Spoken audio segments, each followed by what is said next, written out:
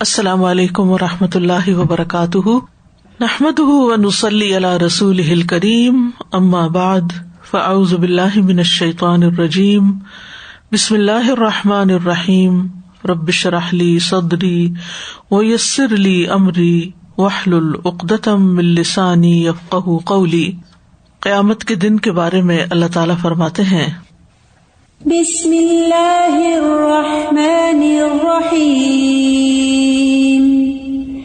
لا اقسم بیوم القیامہ ولا اقسم بالنفس اللوامہ، ایحسب الانسان ان لن نجمع عظامہ، بلى قادرين على أن نسوي بنانه، بل يريد الإنسان ليفجر أمامه، يسأل أيان يوم القيامة، فإذا برق البصر وخسف القمر وجمع الشمس والقمر، يقول الإنسان يومئذ أين المفر، كلا لا وزر إلى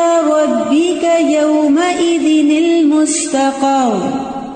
نہیں میں قیامت کے دن کی قسم کھاتا ہوں، اور نہیں میں بہت ملامت کرنے والے نفس کی قسم کھاتا ہوں۔ کیا انسان یہ سمجھتا ہے کہ بے شک ہم کبھی اس کی ہڈیاں اکٹھی نہیں کریں گے؟ کیوں نہیں، ہم انہیں اکٹھا کریں گے، اس حال میں کہ ہم قادر ہیں کہ اس کی انگلیوں کے پورے درست کر کے بنا دیں، بلکہ انسان چاہتا یہ ہے کہ اپنے آگے نافرمانی کرتا رہے۔ وہ پوچھتا ہے اٹھ کھڑے ہونے کا دن کب ہوگا، پھر جب آنکھ پتھرا جائے گی اور چاند گہنا جائے گا اور سورج اور چاند اکٹھے کر دیے جائیں گے، اور انسان اس دن کہے گا کہ بھاگنے کی جگہ کہاں ہے، یعنی ان ساری مشکلات سے نکلنے کا کوئی راستہ ہے؟ ہرگز نہیں، پناہ کی جگہ کوئی نہیں۔ اس دن تیرے رب ہی کی طرف جا ٹھہرنا ہے، اللہ سے ملاقات کرنا ہے، اپنے اعمال کا حساب دینا ہے۔ تو ہم پڑھ رہے تھے حساب کتاب ہی کے بارے میں کہ کس کس طرح مختلف لوگوں کا حساب ہوگا اور کیا سوال پوچھے جائیں گے۔ آج ہم انشاءاللہ دیکھیں گے کہ جہنم میں داخل ہونے سے پہلے کس قسم کے عذاب ہوں گے۔ ہم نے کل جتنی بھی باتیں ذکر کی اچھے اعمال اور برے اعمال کے بارے میں، ان میں بھی یہی تھا کہ اچھے اعمال کس طرح قیامت کے دن بھی فائدہ دیں گے۔ یاد رکھیے، اچھے اعمال انسان کو دنیا میں بھی فائدہ دیتے ہیں، کر بھلا ہو بھلا۔ جو کسی کی مشکل میں کام آتا ہے، اللہ تعالیٰ اس کی مشکل آسان کر دیتے ہیں۔ اچھے اعمال انسان کو موت کے وقت بھی فائدہ دیتے ہیں، جان نکلنے میں آسانی ہوتی ہے۔ اچھے اعمال انسان کو قبر کے اندر بھی فائدہ دیتے ہیں کہ قبر میں روشنی ہوتی ہے، قبر میں سکون ہوتا ہے، قبر جنت کے باغوں میں سے ایک باغ بن جاتا ہے۔ قبر کے علاوہ انسان جب قیامت کے دن اٹھے گا تو اچھے اعمال حشر کے میدان میں بھی اس کو فائدہ دیں گے، اور پھر اس کے بعد حشر میں جو مختلف سٹیپس ہیں وہاں پر اس کے لیے فائدے کا باعث بنے گے اور بالآخر اس کو جنت تک پہنچائیں گے۔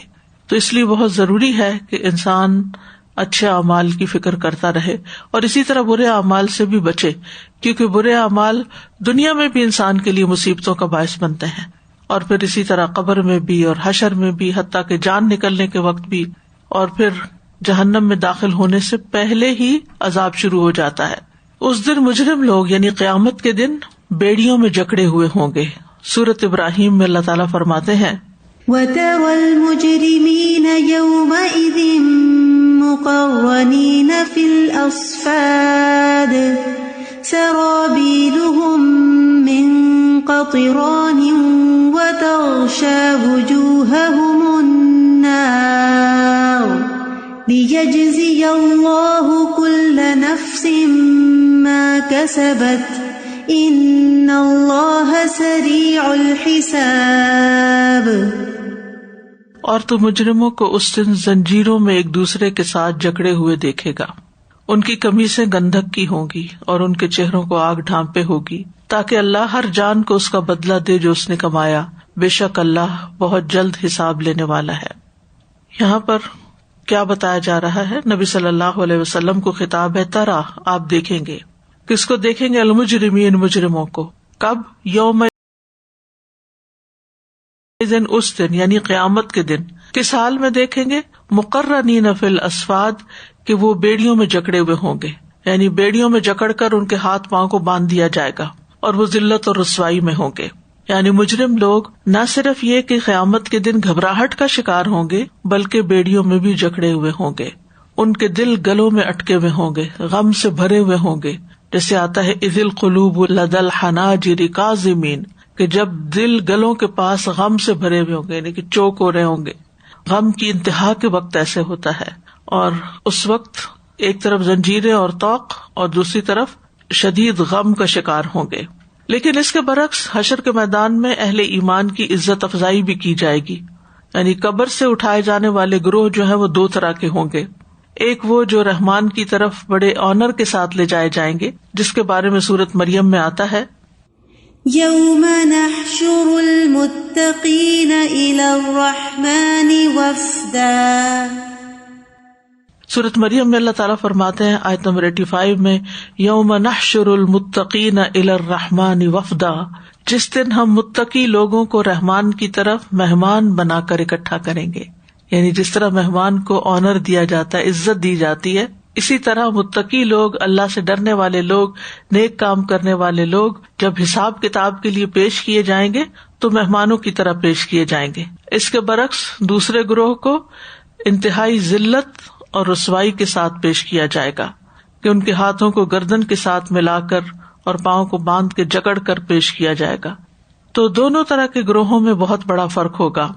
کچھ کو عزت دی جائے گی، ویلکم کیا جائے گا، رحمان کے عرش کے سائے میں رکھا جائے گا، باوقار طریقے سے لایا جائے گا، ایک ڈیلیگیشن کے طور پر. وفد کہتے ہیں ڈیلیگیشن کو. جیسے بادشاہوں کے ڈیلیگیشن آتے ہیں تو ان کو کتنا پروٹوکول دیا جاتا ہے، تو یہ لوگ بھی اسی طرح قیامت کے دن اللہ سبحانہ وتعالیٰ کے حضور جب پیش کیے جائیں گے تو پورے احترام کے ساتھ اور ہر دہشت اور خوف سے وہ امن میں ہوں گے. لیکن اس کے برعکس مجرم انتہائی خوف، دہشت اور غم کا شکار ہوں گے. تو دونوں میں بہت بڑا فرق ہے. اس آیت کا جو پہلا حصہ ہے یہ قیامت کے دن سے متعلق ہے، لیکن دوسرا جس میں پھر ان کے جسم پر جو تارکول کے کپڑے ہوں گے اور شعلے ان پہ چھا رہے ہوں گے، یہ جہنم سے متعلق ہے. یعنی ان کو گندھک کا لباس پہنایا جائے گا، جس میں لباس میں ان کا جوتا، ان کا ازار، ان کا قمیص، ان کے سر کو ڈھانپے، ہر چیز گندگی کی ہوگی اور وہ آگ کے بھڑکانے میں اور زیادہ مددگار ہوگی. اور پھر اسی طرح یہ گناہوں کا بوجھ بھی اپنے سر پہ اٹھائے ہوئے ہوں گے. یعنی قیامت کے دن سورۃ الانعام آیت نمبر 31 میں آتا ہے قد خسر الذین کذبوا بلقاء اللہ حتی اذا جاءتهم الساعة بغتة قالوا يا حسرتنا على ما فرطنا فيها وهم يحملون أوزارهم على ظهورهم ألا ساء ما يزرون. یقیناً خسارے میں رہے وہ لوگ جنہوں نے اللہ کی ملاقات کو جھٹلایا، یہاں تک کہ جب ان کے پاس قیامت اچانک آ پہنچے گی کہیں گے ہائے ہمارا افسوس اس پر جو ہم نے اس میں کوتاہی کی، اور وہ اپنے بوجھ یعنی گناہوں کے بوجھ اپنی پیٹھوں پر اٹھائے ہوئے ہوں گے. سن لو برا ہے وہ بوجھ جو وہ اٹھائیں گے. اور اس کی مثال کیا ہے؟ جیسے جس شخص نے اس زمین سے ایک بالشت بھی کسی کی ظلمن لے لی، یعنی کسی کی زمین پہ جو صرف ایک بالشت کے برابر ہو ظلم سے اس کو ہتھیا لیا، تو قیامت کے دن اللہ تعالیٰ اس سے 7 زمینوں کا طوق ڈالیں گے. اس قسم کے بوجھ ہوں گے جو اپنے اوپر اٹھائے ہوئے ہوں گے. نبی صلی اللہ علیہ وسلم نے فرمایا 10 آدمیوں کے امیر کو بھی قیامت کے دن اس حال میں لایا جائے گا کہ وہ جکڑا ہوا ہوگا، اس کا عدل اس کو آزاد کرائے گا یا اس کا ظلم اس کو ہلاک کرے گا. پھر اسی طرح کچھ لوگوں کے منہ میں آگ کی لگام ڈالی جائے گی. فرمایا جس شخص سے علم کی کوئی بات پوچھی جائے اور وہ اسے چھپائے تو قیامت کے دن اس کے منہ میں آگ کی لگام دی جائے گی. اور یہ قیامت کے دن کا حال ہے، ہم پڑھ رہے ہیں قیامت کے دن کے حالات. اسی طرح کچھ لوگ مفلوج اٹھیں گے.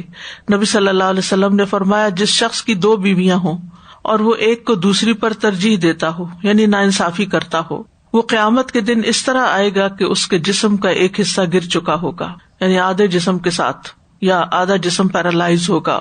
اسی طرح گندگی پھیلانے والے کا انجام نبی صلی اللہ علیہ وسلم نے فرمایا، جس شخص نے قبلہ رخ تھوک دیا وہ قیامت کے دن، یعنی نماز میں اگر اس کو ضرورت پیش آئی تو اس نے سامنے ہی تھوک دیا، تو وہ قیامت کے دن اس حال میں آئے گا کہ اس کا تھوک اس کی دونوں آنکھوں کے درمیان پیشانی پر ہوگا اور اسی چہرے کے ساتھ سب کے بیچ میں ہوگا. پھر قیامت کے دن بھوک محسوس کرنے والے، نبی صلی اللہ علیہ وسلم نے فرمایا دنیا میں زیادہ پیٹ بھر کے کھانے والے قیامت کے دن سب سے زیادہ بھوکے رہیں گے.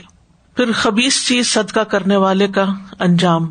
عوف بن مالک کہتے ہیں کہ رسول اللہ صلی اللہ علیہ وسلم نکلے اور آپ کے ہاتھ میں ایک عصا تھا، لاٹھی. ایک آدمی خشک اور خراب قسم کی کھجور مسجد میں لٹکا کے چلا گیا تھا کہ کھا لیں یہاں کے رہنے والے، جو اصحاب صفہ ہوتے تھے جن کا اپنا کوئی گھر بار نہیں تھا. آپ صلی اللہ علیہ وسلم کھجور کے خراب خوشے پر عصا مارنے لگے، یعنی آپ نے وہ لاٹھی لی اور کھجوروں کے اوپر مارنا شروع کر دی. پھر آپ نے فرمایا اگر یہ صدقہ کرنے والا چاہتا تو اس سے عمدہ قسم کی کھجور دے سکتا تھا. بلا شبہ قیامت کے دن یہ صدقہ کرنے والا ایسی ہی خراب کھجور کھائے گا، یعنی جیسا جس کے ساتھ برتاؤ کریں گے، جو جس کو دیں گے وہ اپنے ہی سامنے آئے گا.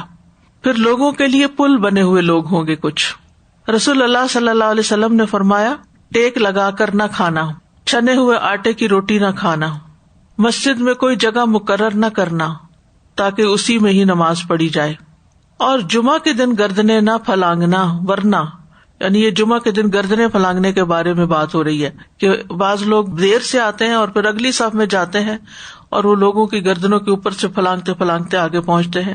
ورنہ اللہ قیامت کے دن تجھے لوگوں کے لیے پل بنا دے گا. مطلب یہ کہ لوگ اس کے اوپر سے چڑھ کے آگے جا رہے ہوں گے، روند رہے ہوں گے اس کو، یعنی اسی طرح اس کے اوپر بھی پاؤں رکھے جائیں گے جس طرح وہ لوگوں کے اوپر پاؤں رکھ رکھ کے یہ ٹھوکرے مار کے آگے جاتا تھا، کیونکہ جیسا عمل ویسی ہی سزا. پھر کچھ لوگ چہرے کے گوشت سے محروم ہوں گے.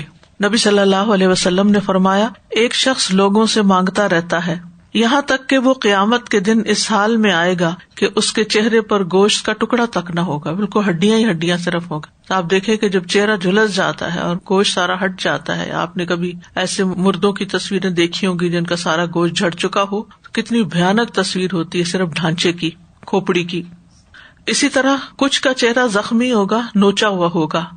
نبی صلی اللہ علیہ وسلم نے فرمایا جس نے محتاج نہ ہونے کے باوجود سوال کیا، یعنی ضرورت نہیں تھی بس ویسے ہی مانگنے کی حرص، تو قیامت کے دن اس کا سوال چہرے پر خراش اور زخم کی صورت میں اور نوچے ہوئے چہرے کی کیفیت میں ظاہر ہوگا. عرض کیا گیا اللہ کے رسول محتاج نہ ہونے کی حد کیا ہے؟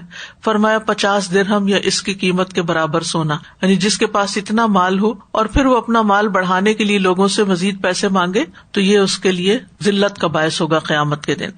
رسول اللہ صلی اللہ علیہ وسلم نے ایک اور جگہ فرمایا، مسند احمد کی روایت ہے، مانگنے والے کے چہرے پر قیامت کے دن خراشیں ہوں گی، اس لیے جو چاہے اپنے چہرے کو بچا لے. سب سے ہلکا سوال قریبی رشتے دار سے سوال کرنا ہے جو اپنی کسی ضرورت کی وجہ سے کوئی شخص کرے، اور بہترین سوال وہ ہے جو دل کے استغنا کے ساتھ ہو، اور تم دینے میں ابتدا ان لوگوں سے کرو جن کے تم ذمہ دار ہو.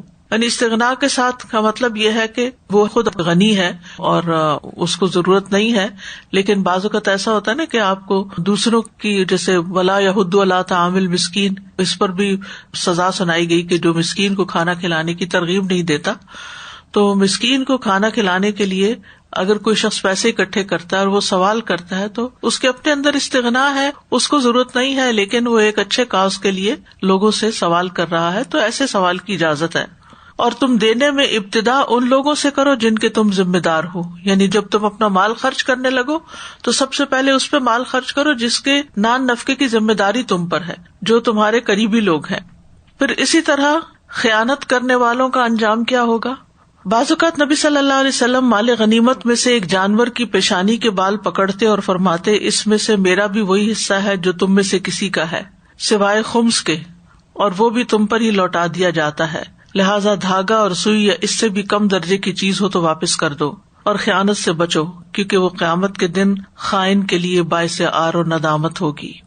پھر ریاکاروں کا انجام. نبی صلی اللہ علیہ وسلم نے فرمایا جو کسی مسلمان کا ایک نوالا کھائے گا یعنی بغیر اجازت کے تو بے شک اللہ ویسا ہی نوالا اسے جہنم کا کھلائے گا، اور جو کسی مسلمان کا کپڑا پہن لے گا یعنی بغیر اس کی اجازت کے چرا کے تو یقیناً اس سے اللہ جہنم کا لباس پہنائے گا. جو کسی آدمی کی برائی کرنے کے سبب ریاکاری اور شہرت کے مقام پر کھڑا ہوا یعنی وہ اس لیے دوسرے کی برائی بیان کر رہا ہے تاکہ اس کو شہرت مل جائے. اور آج کل آپ دیکھیں کہ سوشل میڈیا میں یہ بہت ہو رہا ہے کہ اگر کسی کو بہت شہرت ملی ہوئی ہے تو اس کے اوپر تنقید کر کے یا اس کے بارے میں کچھ برا سرا لکھ کے لوگ خود ٹرینڈنگ میں آنا چاہتے ہیں. ویسے تو ان کو کوئی جانتا نہیں, یعنی کوئی معمولی سا لکھاری ہے, کوئی اس کو جانتا نہیں, نہ کوئی اس کے آرٹیکل پڑھتا ہے, لیکن وہ مشہور ہونے کے لیے کیا کرتا ہے, کسی بڑی شخصیت پہ تنقید کر دیتا ہے, کنٹروورسی کھڑی کر دیتا ہے, تو اس کی وجہ سے مشہور ہو جاتا ہے. تو جو کسی کی برائی بیان کر کے اپنی شہرت حاصل کرے تو قیامت کے دن اللہ اسے شہرت اور ریاکاری کے مقام پر کھڑا کریں گے. اور اس کے علاوہ بھی جو ریاکاری کے لیے نیک کام کرے, تو یہ جو فیم کی خواہش ہے یا مشہور ہونے کی خواہش ہے کہ لوگ مجھے اکنالج کریں, لوگ مجھے چاہیں, لوگ مجھے پسند کریں, تو یہ ایک بہت خطرناک چیز ہے. قیامت کے دن مخصوص جگہ ہوگی جہاں پر ایسے لوگوں کو کھڑا کر کے پھر ذلیل کیا جائے گا. پھر باتوں کی ٹوہ میں لگنے والے کو عذاب. رسول اللہ صلی اللہ علیہ وسلم نے فرمایا, جو شخص لوگوں کی باتیں سننے کے لیے کان لگائے جو اسے پسند نہیں کرتے یا اس سے بھاگتے ہیں, یعنی بعض ہوتا ہے نا کہ آپ بات کر رہے تھے, اتنے میں مجلس میں کوئی ایسا شخص داخل ہو گیا کہ آپ کو پتا ہے کہ اگر میں نے اس کے سامنے بات کی تو یہ بات یہاں نہیں رہے گی, یہ تو بہت پھیل جائے گی, یا یہ ٹویسٹ کر کے کسی اور کو جا بتائے گا یا فساد کرے گا, تو آپ خاموشی اختیار کر لیتے ہیں. جب وہ شخص دیکھتا ہے کہ کوئی بات نہیں ہو رہی تو وہ پھر واپس نکل جاتا ہے اور جا کے ایک دروازے کے پیچھے کان لگا کے سنتا ہے کہ اچھا اب کیا باتیں ہو رہی ہیں, اور وہاں سے کچھ پک کر کے پھر فتنہ فساد کرتا ہے. تو بہرحال جو شخص دوسرے لوگوں کی بات سننے کے لیے کان لگائے جو اسے پسند نہیں کرتے یا اس سے بھاگتے ہیں, تو قیامت کے دن اس کے کانوں میں سیسا پگھلا کر ڈالا جائے گا, اور یہ قیامت کے دن کا عذاب ہے. پھر اسی طرح مصور کو بھی عذاب دیا جائے گا. جو کوئی دنیا میں تصویر بنائے گا, یعنی ہاتھوں سے جیسے ڈرا کرنا, اسے قیامت کے دن مکلف بنایا جائے گا کہ اس میں روح بھی ڈالے, جو وہ نہیں کر سکے گا. پھر اسی طرح جھوٹا خواب سنانے والا. نبی صلی اللہ علیہ وسلم نے فرمایا, جس نے ایسا خواب بیان کیا جو اس نے دیکھا ہی نہ ہو, تو اسے جو کے 2 دانوں کو گرہ لگانے کے لیے کہا جائے گا, اور وہ اسے ہرگز کر نہ سکے گا. جو دیکھے ہوں گے بارلے وغیرہ, تو ان کے 2 دانوں کے درمیان گرہ لگاؤ تو دونوں اکڑے بھی ہوتے ہیں, وہ ان کی گرہ کیسے لگ سکتی ہے. پھر اسی طرح حد قذف. نبی صلی اللہ علیہ وسلم نے فرمایا, جس نے اپنے غلام پر تہمت لگائی حالانکہ غلام اس تہمت سے بری تھا, تو قیامت کے دن اسے کوڑے لگائے جائیں گے, الا یہ کہ اس کی بات صحیح ہو. یعنی بعض اوقات ایسے انسان پر انسان الزام لگا دیتا ہے, جیسے گھر میں کوئی زیور چوری ہوا, کوئی چیز ہوئی, تو الزام میڈ پر ہی لگا.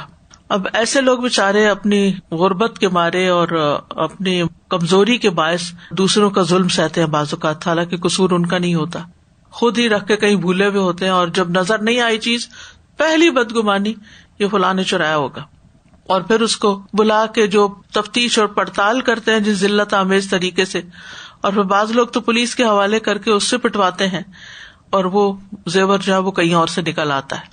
تو اگر کسی نے کسی کو اس طرح پٹوایا تو قیامت کے دن اس کو بھی پیٹا جائے گا. پھر شہرت کا لباس پہننے والے کو عذاب دیا جائے گا. نبی صلی اللہ علیہ وسلم نے فرمایا, جس شخص نے شہرت کا کپڑا پہنا, اللہ تعالیٰ قیامت کے روز اسے ویسا ہی کپڑا پہنائیں گے, یعنی پرومیننٹ ہونے کے لیے جیسے کوئی لباس پہنا جاتا ہے. پھر ریشم کے استعمال پر آگ کے طوق کا عذاب ہے. معاذ بن جبل کہتے ہیں کہ نبی صلی اللہ علیہ وسلم نے ایک شخص کو ایک جبہ پہنے دیکھا جس کا گریبان ریشم کا بنا ہوا تھا. آپ نے فرمایا, قیامت کے دن یہ آگ کا ایک طوق ہوگا. آپ نے بخاری میں پڑھا ہوگا کہ 4 انگلی ریشم تک کی پٹی لگانے کی اجازت ہے, تو یہ گردن کے اوپر ریشم پہننے سے طوق کی بات کیوں کی گئی؟ منذری کہتے ہیں کہ شاید وہ ریشم جو آپ نے دیکھا تھا وہ 4 انگلی کی مقدار سے زیادہ تھا, کیونکہ اس سے کم مقدار کا ریشم حرام نہیں کیا گیا. اور اس کی دلیل حضرت عمر کی حدیث ہے جو صحیح مسلم میں ہے. عمر بن خطاب کہتے ہیں کہ نبی صلی اللہ علیہ وسلم نے ریشم پہننے سے منع کیا سوائے 2 یا 3 یا 4 انگلیوں کی پٹی کے. 2 انگلیاں, 3 یا 4. آپ نے دیکھا کہ جیسے امام حرم عید وغیرہ کے خطبے کے موقع پر جو جبے پہنے ہوئے ہوتے ہیں اس کے اوپر گولڈن پٹی لگی ہوئی ہوتی ہے, تو اس حد تک اجازت ہے. پھر معمولی چیزیں روکنے پر گنجے سانپ کا مسلط ہونا. رسول اللہ صلی اللہ علیہ وسلم نے فرمایا, جب کوئی رشتہ دار اپنے کسی قریبی رشتہ دار کے پاس جا کر ایسی زائد چیز کا سوال کرتا ہے جو اللہ تعالیٰ نے اسے عطا کی ہوتی ہے, لیکن وہ کنجوسی کرتا ہے, دیتا نہیں. مثلا ایک بہن دوسری بہن کے گھر گئی اور یہ محتاج ہے پہلی والی, اور دوسری کے پاس اللہ کا دیا ہوا بہت کچھ ہے, اور یہ اپنی ضرورت بیان کرتی ہے لیکن وہ دینے کو راضی نہیں. تو یہ بھی بہت غلط بات ہے, کیونکہ بعض لوگ بیمار ہوتے ہیں, بعض کمزور ہوتے ہیں, مجبور ہوتے ہیں, مشکل سے کسی کے سامنے اپنی کو حاجت رکھ سکتے ہیں. تو انسان کے پاس اگر وہ چیز ہو تو اس میں بخل نہیں کرنا چاہیے. اگر کوئی ایسی چیزوں میں بخل کرتا ہے تو فرمایا ایسے آدمی کے لیے قیامت کے دن جہنم سے سانپ نکالا جائے گا جو اپنی زبان کھولے ہوئے ہوگا, جسے شجاع کہتے ہوں گے, اسے ایسے آدمی کا توق بنا دیا جائے گا. زکوٰۃ کے نہ دینے والے کے لیے بھی آتا ہے اور کسی کی ضرورت کے موقع پر کنجوسی کرنے والے کے لیے بھی. پھر جنت کی خوشبو سے کچھ لوگ محروم ہوں گے. رسول اللہ صلی اللہ علیہ وسلم نے فرمایا, سنن ابن ماجہ کی روایت ہے, وہ علم جو اللہ عز و جل کا چہرہ چاہنے کے لیے حاصل کیا جاتا ہے, جس نے اسے دنیا کا مال و متاع حاصل کرنے کے لیے سیکھا, اسے قیامت کے دن جنت کی خوشبو بھی نہیں آئے گی. یعنی دین کا علم جو ہے وہ اللہ کی رضا کے لیے سیکھنا چاہیے, نہ کہ دنیا کمانے کے لیے. پھر جس پر نوحہ کیا گیا اس کی پکڑ ہوگی, اگر وہ اس کو پسند کرتا ہو کہ میرے مرنے کے بعد میرے پہ خوب رویا جائے. اور اسی طرح جو نوحہ کرنے والی ہے, فرمایا اگر اپنی موت سے پہلے توبہ نہ کرے تو قیامت کے دن اس حال میں کھڑی ہوگی کہ اس پر گندھک کا کردہ اور زنگ کی چادر ہوگی, یا خارش کی چادر ہوگی جس کو کہتے ہیں, وَدِرْعٌ مِّن جَرَبٍ. تو یہ ہے قیامت کے دن کے بعض لوگوں کے حالات جو دنیا میں ان جرائم کا ارتکاب کرتے ہیں. تو ان حدیث کو پڑھ کے یہی بات سمجھ میں آتی ہے کہ ان چیزوں سے بچنا بھی چاہیے اور قیامت کے دن کی سختیوں سے بچنے کی دعا بھی کرنی چاہیے. السلام علیکم استاذہ. کوشچن تھا کہ جو ایک جگہ ایسے لوگوں کو سزا دی گئی کہ ان کے چہرے پہ گوشت نہیں ہوگا جو سوال کرتے ہیں دوسروں سے. تو فار ایگزامپل اگر ہم افورڈ کر سکتے ہیں کوئی چیز لیکن ہمارے پاس نہیں ہے, کوئی گیجٹ, کوئی مشینری, اپنے کسی ہمسائے سے لیتے ہیں یا نیبر سے مانگتے ہیں یوز کرنے کے لیے, تو استعمال کرنے کے لیے وقتی طور پر, تو جیسے کوئی مہمان آ گئے, آپ کو کراکری چاہیے, آپ کو کوئی چیز چاہیے, اس کی ممانعت نہیں ہے. یہ اس کی ممانعت ہے جو اپنا مال بڑھانے کے لیے یا اپنے پیسے بچانے کے لیے انسان دوسروں سے لیتا ہے. ضرورت پڑنے پر تو وہ یمنعون الماعون جو آتا ہے کہ ضرورت کی معمولی چیزیں بھی روکتے ہیں, تو وہ ضرورت کے وقت مانگنے میں بھی کوئی حرج نہیں اور دینے والے کو روکنی بھی نہیں چاہیے. السلام علیکم استاذہ, مجھے یہ پوچھنا تھا کہ شوہ اور کنجوسی میں کیا فرق ہے؟ شوہ کنجوسی تو یہ ہے کہ جیسے مال کو روک لینا, اور شوہ جو ہے وہ دل کی تنگی ہے جس میں انسان معاف نہ کرے, یعنی مال بھی روکے اور معافی بھی روکے. استاذہ جی, یہاں پر یہ جو مصور کی جو بات ہوئی کہ وہ تصویریں بنانے والے کے اوپر بھی گناہ ہے, تو یہ جو ہر وقت سیلفی یا کوئی چیزیں بلا ضرورت تو وہ بھی نہیں بنانی چاہیے, لیکن وہ تو ایک مشینی عمل ہے. ہاتھ سے ڈرا کر کے یہ کہنا کہ میری تخلیق ہے, تو اللہ کی تخلیق کی برابری ہے نا. اس لیے ان ساری چیزوں کو پڑھ کے کیا بات سمجھ میں آتی ہے؟ ہم سمجھتے ہیں کہ بس قیامت کا دن ہوگا, ہلا گلا ہوگا, بس ادھر سے بچ کے ادھر سے ادھر پار نکل جائیں گے. لیکن یہ ہے کہ یہ ساری چیزیں جن کا ذکر ان حدیث میں آیا ہے, یہ کہیں نہ کہیں معاشرے کے اندر دکھائی دیتی ہیں, اور لوگ ان پہ توبہ بھی نہیں کرتے, کیونکہ توبہ کریں تو چھوڑ ہی دیں, ان کو کنٹینیوسلی کرتے جاتے ہیں. جی, آج کل جیسے اب یہ ٹریولنگ پہ پابندی ہے تو اتنی لمبی لسٹ ایوری ڈے ایڈ آن ہوتی جاتی ہے کہ اچھا اب یہ چیز اس طرح سے ہوگی, اب یہ اس طرح سے ہوگی. تو جس نے بھی کسی نے ٹریول کرنا ہوتا ہے وہ ساری لسٹ دے کے جاتا ہے. جیسے ابھی ریسنٹلی انہوں نے کورونا کا ٹیسٹ کا سرٹیفکیٹ آپ کے پاس ہونا چاہیے کہ آپ کا نیگیٹو ٹیسٹ ہے before you go to airport. تو جیسے جس نے بھی ٹریول کرنا ہے وہ اپنا جو ہے وہ چیک کرتا رہتا ہے کہ کوئی اور کیا کیا ریسٹرکشن ہے اور کیا کیا ڈاکومنٹ چاہیے جو میرے کلیئر ہوں. تو ایسے پھر یہ قیامت کے دن کی ساری چیزیں ہیں, جیسے ہمارے علم میں ہونا چاہیے کہ کس کس چیز کا کیا کیا حساب ہے اور کس کس چیز کا کیا اچھا جائے گا اور کیا کیا سزائیں ہیں اس کی, یعنی کیا کیا ٹریولنگ کی ریکوائرمنٹس ہیں آگے جانے کی, اعمال نامے میں کیا کیا ہونا چاہیے اور کیا کیا نہیں ہونا چاہیے سامان میں. استاذہ مجھے لگ رہا تھا آپ نے بھی کہا نا کہ احوال, یہ جتنے بھی احوال ہم پڑھ رہے ہیں اچھے یا برے, یہ ہماری زندگیوں کو, اس وقت کی زندگیوں کو ریفلیکٹ کریں. یہاں معاف کرنا, یہاں پہ کسی سے احسان کرنا, یہاں کسی پہ رحم کرنا, وہ سب وہاں اجر کا سبب نظر آ رہا ہے. اسی طرح وائس ورثہ, جو کچھ یہاں پر ہم کہیں حق مار رہے ہیں یا ایز اے لیڈر یا جو بھی ہمارے اوپر ذمہ داری ہے, اس میں جو کمی ہے وہ وہاں پہ کمی نظر آتی ہے. اور سزا ہم سورہ صافات مکمل کی آج ہم نے, تو اس میں اتنی دفعہ آیا انا کذالک نجزی المحسنین.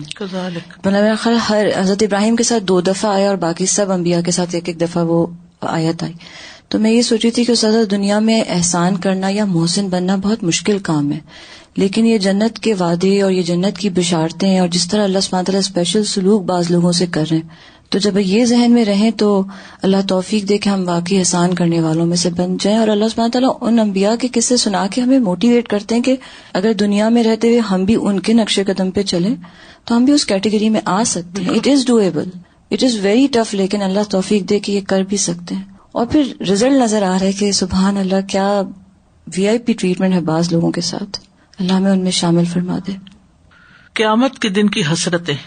سورۃ مریم آیت نمبر 39 میں فرمایا وَأَنذِرْهُمْ يَوْمَ الْحَسْرَةِ إِذْ قُضِيَ الْأَمْرُ وَهُمْ فِي غَفْلَةٍ وَهُمْ لَا يُؤْمِنُونَ.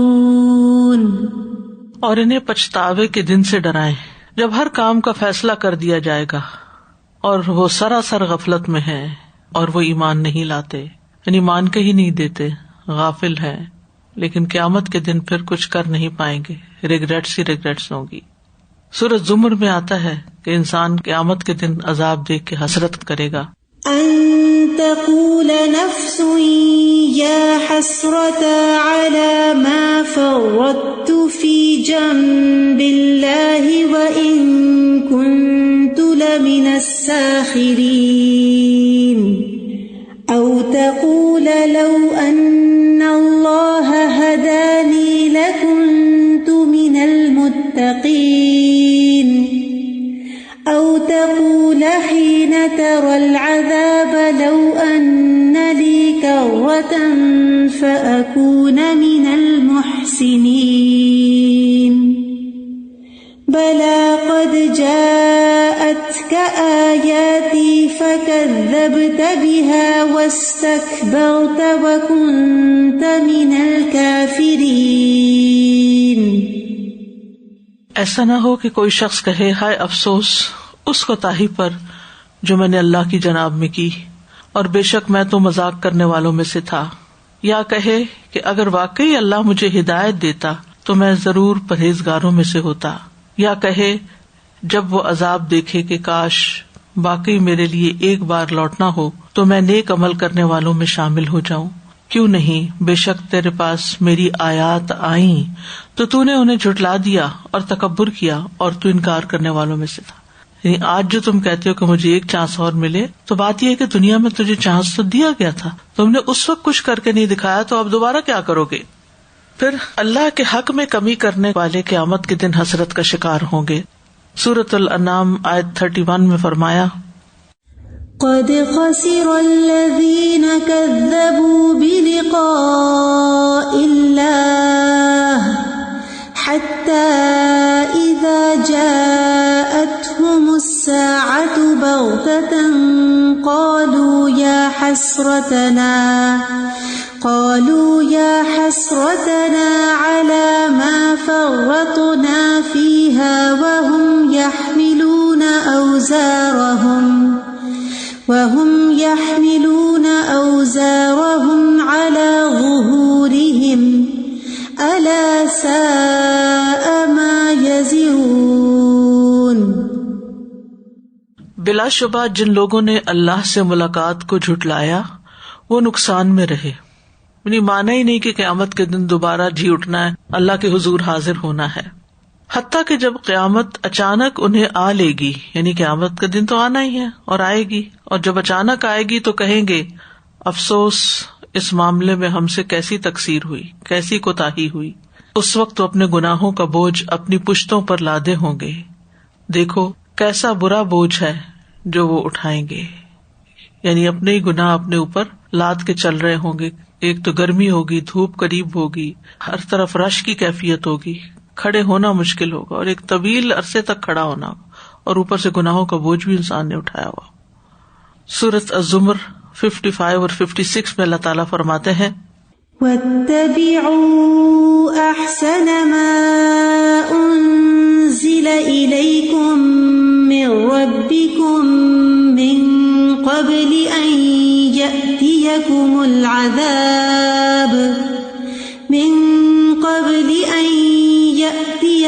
الْعَذَابُ بَغْتَةً وَأَنتُمْ لَا تَشْعُرُونَ. أَن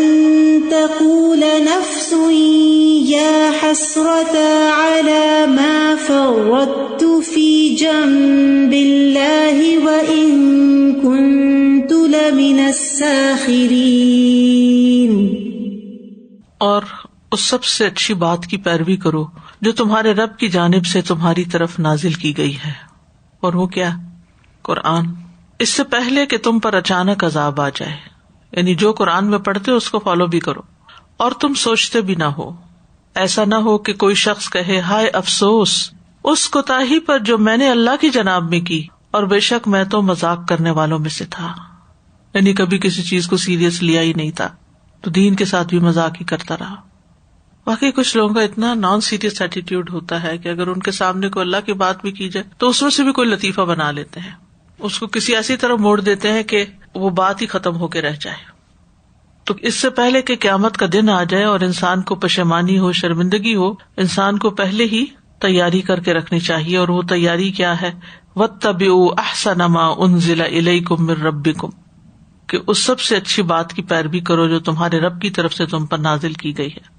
اس دن کافر کو بھی بہت حسرتیں ہوں گی. سورۃ النبا میں آتا ہے إنا أنذرناكم عذابا قريبا يوم ينظر المرء ما قدمت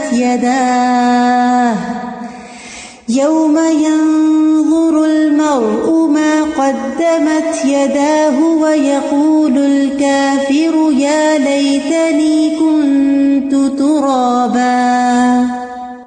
جس دن آدمی دیکھ لے گا جو اس کے دونوں ہاتھوں نے آگے بھیجا، اور کافر کہے گا اے کاش کہ میں مٹی ہوتا. یعنی کافر کی یہ حسرت ہوگی کہ میں مٹی ہو جاتا اور میں نہ پیدا ہوتا نہ میرا حساب کتاب ہوتا. اور یہ کب ہوگی اس کی حسرت؟ جب وہ اپنا اعمال نامہ دیکھے گا. یوم ینظر المرء ما قدمت یداہ. دنیا میں وہ کیا کمائی کرتا رہا، دونوں ہاتھوں نے آگے کیا بھیجا، کیونکہ لکھنا، پڑھنا، کھانا پینا، کام کاج سب کچھ انسان اپنے ہاتھوں سے کرتا ہے. تو انسان کے اعمال کا ایک بڑا حصہ اس کے ہاتھوں سر انجام پاتا ہے. پھر مجرموں کی بھی حسرت ہوگی. سورۃ السجدہ میں اللہ تعالیٰ فرماتے ہیں وَلَوْ تَرَىٰ إِذِ الْمُجْرِمُونَ نَاكِسُو رُءُوسِهِمْ عِندَ رَبِّهِمْ رَبَّنَا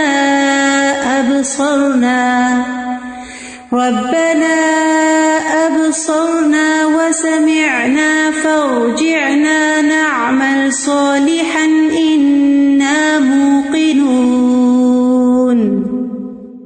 اور کاش تم دیکھو جب مجرم لوگ اپنے رب کے پاس سر جھکائے ہوئے ہوں گے، کہیں گے اے ہمارے رب، ہم نے دیکھ لیا اور ہم نے سن لیا، بس ہمیں واپس بھیج، ہم نیک عمل کریں گے، بے شک ہم یقین کرنے والے.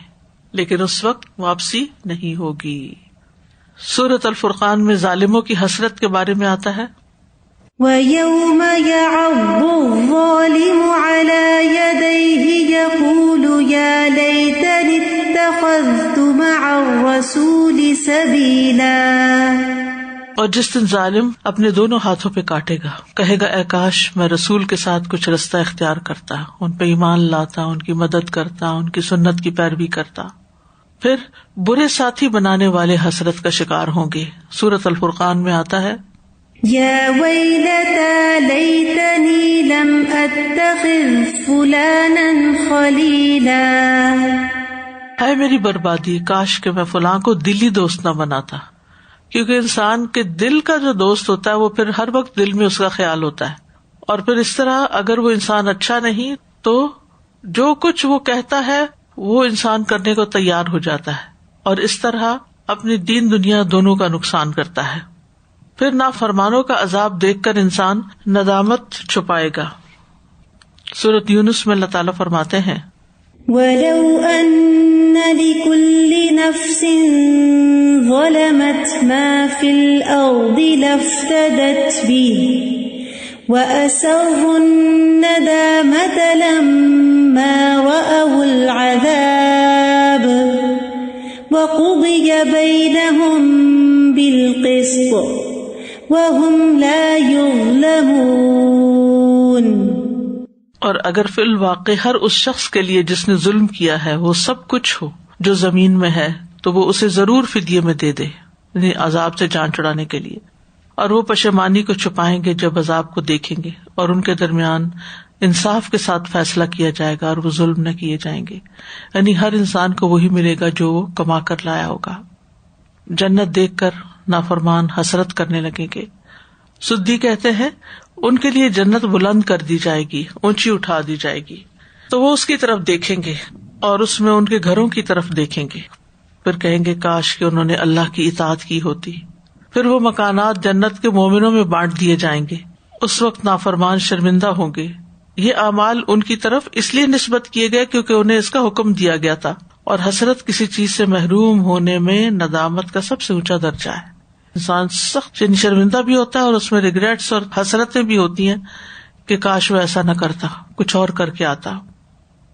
رضا جی، یہ جو بار بار اچانک آنے کی بات ہے نا، اس میں مجھے خیال آ رہا تھا کہ ایون دنیا کی آفتیں بھی اچانک ہی آتی ہیں، جیسے کوئی ایک دم سے طوفان آ گیا یا کچھ، ابھی جیسے وہاں پہ بھی ہوا ہے ریسنٹلی جو دھماکہ، لیکن پھر اس کی ریپلیسمنٹ ہے، جیسے ود ان منتھس یا ڈیز یا چلے 1 سال میں 2 سال میں واپس پھر سیٹل ہو جاتا ہے۔ جیسے ہیروشیما ہے، برباد ہو کے دوبارہ بن گیا، لیکن یہ والی جو اچانک آنے والی ہے، پھر اس کے بعد کوئی، اس کے بعد تو کچھ بھی بن نہیں سکتا، ہو نہیں سکتا۔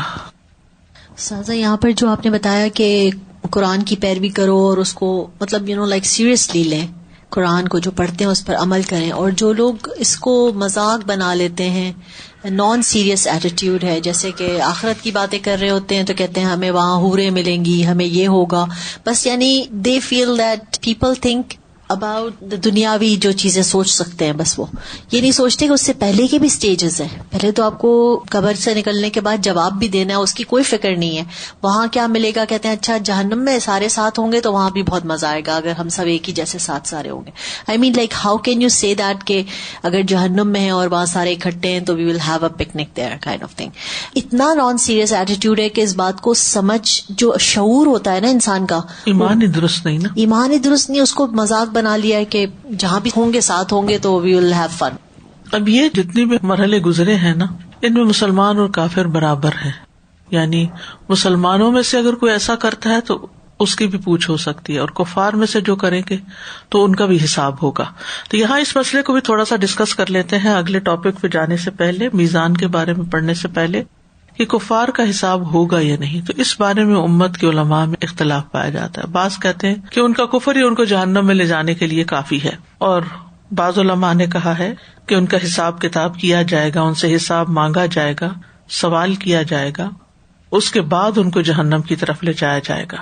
اور بعض کہتے ہیں کہ جب ان کے اعمال ضائع ہو چکے تو ان سے سوال کرنے اور حساب کرنے کا کیا فائدہ، اور پھر بھی اگر ان کا محاسبہ کیا جائے گا اور ان سے سوال کیے جائیں گے تو کیوں کیے جائیں گے۔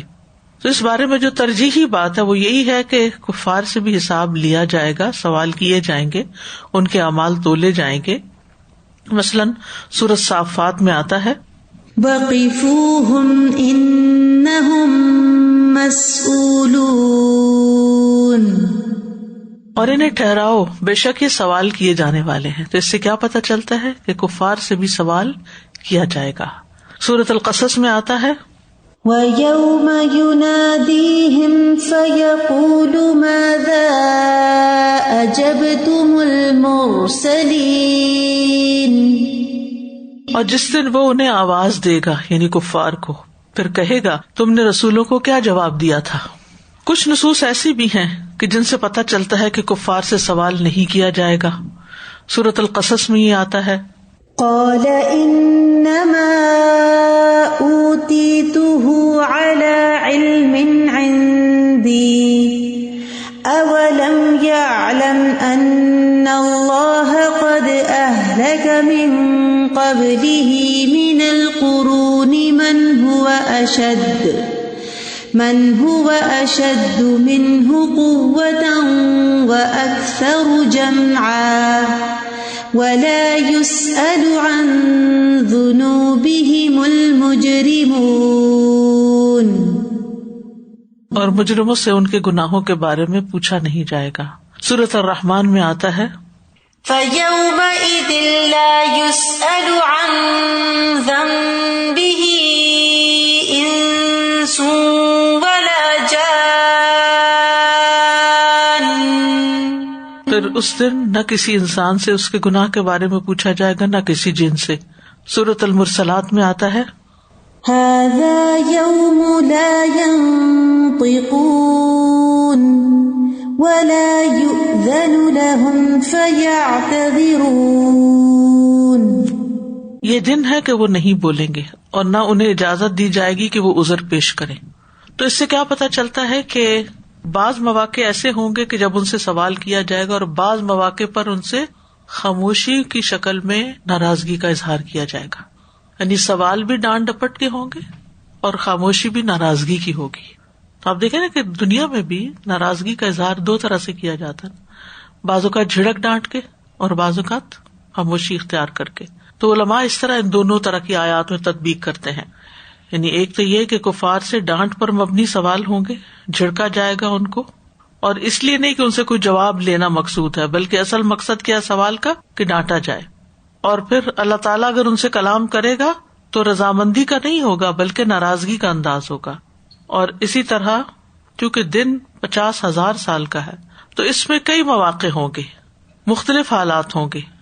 ایسی حالت بھی ہوگی کہ جب لوگ کلام کریں گے اور ایسی حالت بھی ہوگی کہ جب کلام نہیں کریں گے.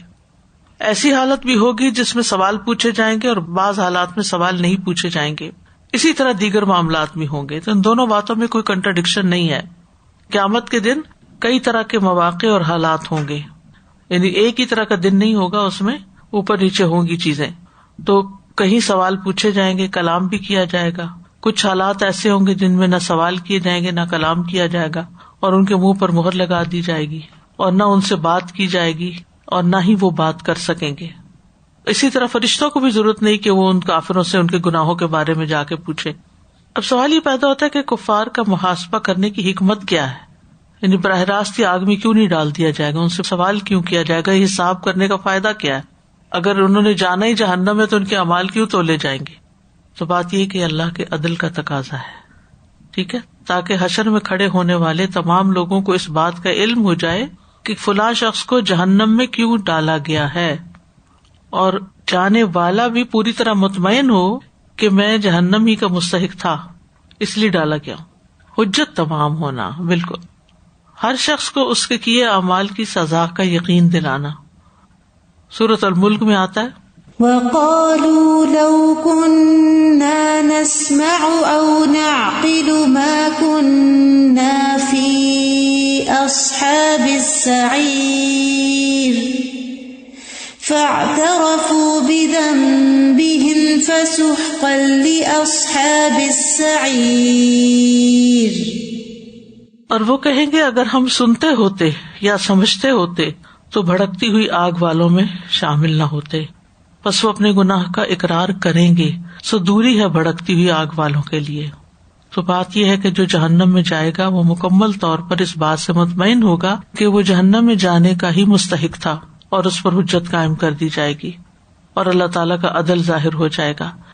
سورۃ الاسراء میں آتا ہے وَكُلَّ إِنسَانٍ أَلْزَمْنَاهُ طَائِرَهُ فِي عُنُقِهِ وَنُخْرِجُ لَهُ يَوْمَ الْقِيَامَةِ كِتَابًا يَلْقَاهُ مَنشُورًا اقْرَأْ كِتَابَكَ كَفَى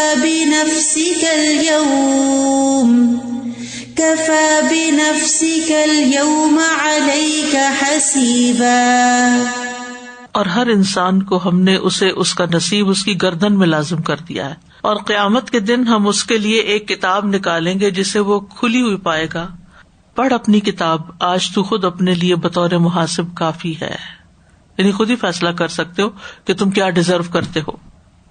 تو یہاں ان کو ڈانٹ کر چھڑک کر ان سے ایک طرح سے محاسبہ کیا جائے گا, اور پھر یہ کہ ان کو آگ پر پیش کیا جائے گا اور پوچھا جائے گا کیا یہ حق نہیں, تو کہیں گے کیوں نہیں, ہمارے رب کی قسم. تو کہا جائے گا چکھو عذاب اس کے بدلے جو تم کفر کرتے تھے. یعنی حشر کے میدان میں ہی ان کو سزا ملنی شروع ہو جائے گی. پھر سورۃ الانعام کی 130 آیت میں آتا ہے یا معشر الجن والانس الم یأتکم رسل منکم یقصون علیکم يقصون عليكم آياتي وينذرونكم لقاء يومكم هذا قالوا شهدنا على أنفسنا وغرتهم الحياة الدنيا وشهدوا على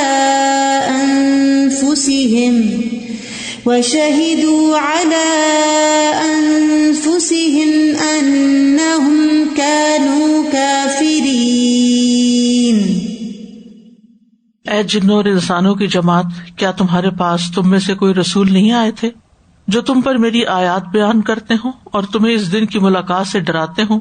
وہ کہیں گے ہم اپنے آپ پر گواہی دیتے ہیں، اور انہیں دنیا کی زندگی نے دھوکہ دیا، اور وہ اپنے آپ پر گواہی دیں گے کہ یقیناً وہ کافر تھے. محاسبے کا باب یہاں پر ختم ہوا. انشاءاللہ ہم نیکسٹ ویک ترازو یا میزان کے بارے میں پڑھیں گے کہ میزان کیا چیز ہے. اللہ سبحانہ تعالیٰ سے دعا ہے کہ وہ ہمیں عمل کی توفیق عطا فرمائے. وآخر دعوانا ان الحمد للہ رب العالمین. سبحانک اللہم و بحمدک، اشہد ان لا الہ الا انت، استغفرک و اتوب الیک. السلام علیکم و رحمۃ اللہ وبرکاتہ.